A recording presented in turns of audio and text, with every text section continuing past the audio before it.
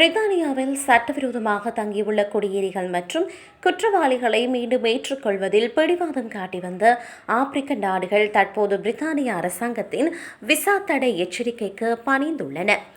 அமெரிக்க ஜனாதிபதி Donald Trump மற்றும் கடுமையான விசா கட்டுப்பாட்டு முறைகளை முன்னுதாரணமாக கொண்டு பிரித்தானிய உள்துறை செயலர் ஷபானா மஹ்மூத் இந்த அதிரடி நடவடிக்கையை மேற்கொண்டுள்ளார். நமீபியா, அங்கோலா மற்றும் காங்கோ ஜனநாயக குடியரசு ஆகிய 3 நாடுகளும் தங்களது நாட்டு பிரஜைகளை மீண்டும் ஏற்க தவறினால் அந்த நாட்டு மக்களுக்கு பிரித்தானியா விசா வழங்கப்படாது என கடும் எச்சரிக்கை விடுக்கப்பட்டது. இந்த எச்சரிக்கையை அடுத்து நமீபியா மற்றும் அங்கோலா ஆகிய நாடுகள் உடனடியாக பிரித்தானியாவுடன் ஒத்துழைக்க முன் வந்துள்ளன.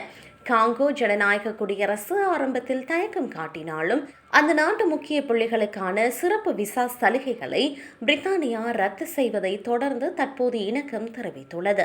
இந்த உடன்படிக்கையின் மூலம் சுமார் 3000 சட்டவிரோத குடியேறிகள் மற்றும் வெளிநாட்டு குற்றவாளிகள் விரைவாக நாடு கடத்தப்பட உள்ளனர். நமீபியாவிற்கு ஏற்கனவே முதல் கட்டமாக ஒரு விமானம் புறப்பட்டு சென்றுள்ளது. அங்கோலாவிற்கான விமானங்கள் இந்த மாதமும், காங்கோவிற்கான விமானங்கள் அடுத்த மாதமும் திட்டமிடப்பட்டுள்ளன. தங்களது நாட்டு குடியேறிகளை திரும்ப பெற மறுக்கும் பிற நாடுகளுக்கும் இதேபோன்ற விசா தடைகள் விதிக்கப்படும் என பிரித்தானிய அரசு அறிவித்துள்ளது. இதில் இந்தியா, பாகிஸ்தான், நைஜீரியா மற்றும் சோமாலியா ஆகிய நாடுகளும் அடங்கும் என தெரிவிக்கப்படுகிறது.